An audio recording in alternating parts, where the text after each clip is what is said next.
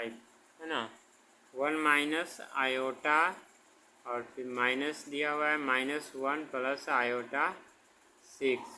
सबसे पहले क्या करेंगे, इस ब्रैकेट को हटा देंगे तो 1 माइनस आयोटा लिखेंगे और माइनस से इसमें मल्टीप्लाई करेंगे तो minus into minus plus plus 1, फिर है माइनस इंटू प्लस तो माइनस, और आयोटा 6 है तो आयोटा 6 लिख देंगे।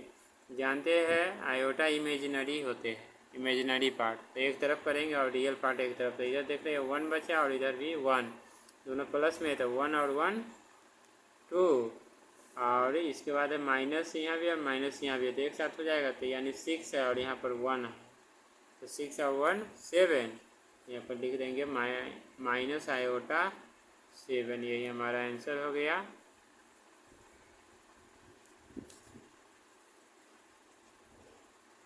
क्लियर नहीं आ रहा था, दूसरा वीडियो बन